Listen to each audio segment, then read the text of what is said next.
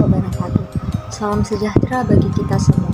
Perkenalkan, nama saya Adi Sarla Mertisa Maulana Putri. Pada kesempatan kali ini saya akan mempresentasikan sebuah kasus yang sering dijumpai di zaman sekarang mengenai peserta didik yang mengalami hambatan kejiwaan karena tekanan orang tua pada mata kuliah perkembangan peserta didik yang diampuh oleh Ibu DRA Hajah Syamsidah MPD. Mengenai hambatan kejiwaan itu apa sih? Hambatan kejiwaan merupakan kesehatan mental yang dimana kondisi di mana individu memiliki kesejahteraan yang tampak dari dirinya, yang mampu menyadari potensinya sendiri, memiliki kemampuan untuk mengatasi tekanan di hidup normal pada berbagai situasi dalam kehidupannya, mampu bekerja secara produktif dan menghasilkan serta mampu memberikan kontribusi. Nah, ada beberapa faktor yang mempengaruhi kesehatan mental atau hambatan kejiwaan peserta didik, yaitu yang pertama, kondisi lingkungan penuh dengan tekanan. Lingkungan memainkan peran penting dalam perkembangan anak karena terkait dengan stimulus fisik dan psikologis. Beberapa faktor lingkungan yang memenuhi perkembangan anak usia dini meliputi lingkungan sosialnya, hubungannya dengan keluarga dan teman sebayanya. Seorang anak yang tumbuh di keluarga yang penuh kasih umumnya akan memiliki keterampilan sosial dan emosional yang kuat. Hal ini tentunya akan berbeda pada anak yang dibesarkan di dalam lingkungan yang penuh dengan tekanan. Dan kedua, terbatasnya aktivitas fisik. Aktivitas fisik yang dimaksud di sini yaitu mengacu pada waktu bermain normal dan aktivitas olahraga yang membantunya mengaitkan kekuatan otot dan massa tulangnya. Olahraga yang tepat membantu anak tumbuh dengan baik. Selain itu, olahraga juga dapat membantu anak tetap sehat dan melawan penyakit dengan memperkuat sistem perkembangan tubuh, ketebalan tubuh, terutama jika ia bermain di luar ruangan. Aktivitas ini membuatnya terpapar di mikroba sehingga membuat tubuhnya membangun resistensi dan mencegah alergi. Faktor ketiga, malnutrisi. Nutrisi adalah faktor penting dalam pertumbuhan karena semua yang dibutuhkan tubuh untuk membangun dan memperbaiki diri berasal dari makanan yang anak makan. Kekurangan gizi dapat menimbulkan penyakit defensi yang berdampak buruk pada pertumbuhan dan perkembangan anak.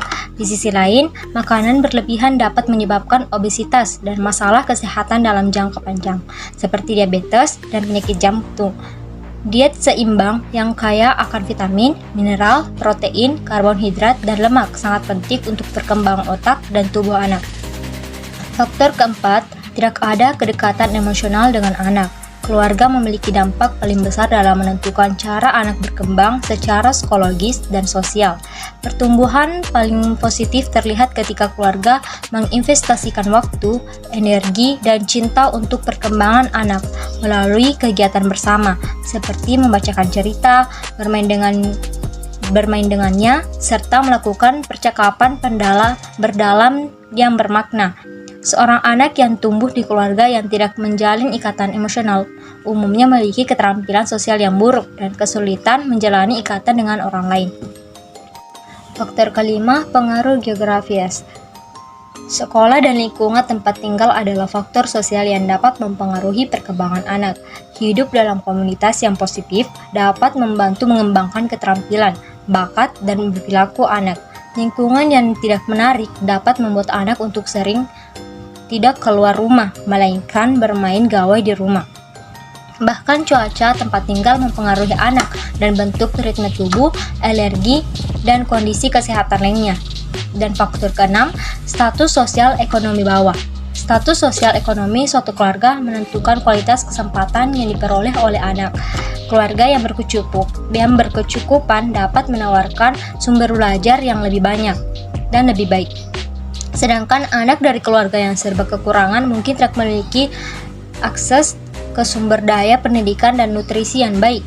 Anak yang tumbuh di kondisi ini mungkin memiliki orang tua yang bekerja terlalu lama dan tidak dapat meluangkan cukup waktu berkualitas untuk mengembangkan anaknya. Dan ketujuh, polusi udara. Menurut penelitian, polusi udara tidak hanya mempengaruhi organ pernapasan, tetapi juga memiliki efek yang berbahaya pada pertumbuhan. Polusi dalam ruangan atau polusi di luar ruangan dapat berdampak negatif pada pertumbuhan dan perkembangan anak. Misalnya, paparan timbal dari cat berbasis timbal. Timbal sangat berbahaya saat masuk ke tubuh anak yang sedang tumbuh. Hal ini dapat memperhambat perkembangan normal otak dan sistem tubuh lainnya. Nah, itulah berbagai faktor yang mempengaruhi perkembangan anak yang harus diketahui oleh orang tua. Faktor lingkungan dan gizi cukup berpengaruh. Orang tua harus memenuhi seluruh aspek kebutuhan anak demi pertumbuhan kembang anak lebih baik. Dalam faktor lingkungan, penuh tekanan, di zaman sekarang ini banyak orang tua menginginkan anak mereka berhasil di berbagai bidang di sekolah, mampu bersaing dengan anak lain dan berprestasi. Hal tersebut bukanlah keinginan anak, melainkan pemenuhan kebutuhan emosi orang tua. Jika hal tersebut terus terjadi pada anak, maka akan mengakibatkan tekanan yang berujung pada stres. Untuk menghindari stres yang akan terjadi pada anak, maka sebaiknya orang tua memiliki pemahaman berikut ini. Yang pertama, berikanlah kelonggaran jadwal kepada anak sehingga anak tidak merasa terbebani. Dan kedua, janganlah memberikan kursus yang sama dengan pelajaran di sekolahnya, seperti halnya kursus matematika, bahasa Inggris. Hal tersebut akan membuat anak jadi bosan, tetapi berikan kursus yang tepat yang diinginkannya, atau kursus yang dapat mengembangkan bakat atau talent anak. Yang ketiga, janganlah menuntut anak yang masih di taman kanak-kanak untuk belajar berhitung dan membaca, ataupun anak sekolah dasar yang dituntut untuk belajar bahasa Inggris, dan orang tua yang menyuruh anak masih di jenjang SD untuk mengikuti bimbingan belajar yang mencarikan mereka guru privat. Orang tua yang seperti ini tidaklah mendidik, melainkan merusak anaknya sendiri. Gimana sih dampak dari tekanan orang tua? Selain stres, dampak yang terjadi ketika berharap terlalu tinggi pada anak atau menekan anak yaitu: pertama, resiko gangguan mental. Tekanan orang tua yang berharap terlalu tinggi pada anak dapat meningkatkan resiko gangguan kesehatan mental pada anak. Selain stres, anak juga rentan mengalami gangguan kecemasan, sehingga depresi, gangguan tidur juga menjadi salah satu gangguan yang kerap dialami anak yang mendapatkan tekanan terlalu tinggi. Yang kedua, rentan alami gangguan kesehatan, sehingga cedera. Memberikan tekanan pada anak terhadap suatu pencapaian terkadang membuat anak lebih rentan mengalami gangguan kesehatan, bahkan cedera.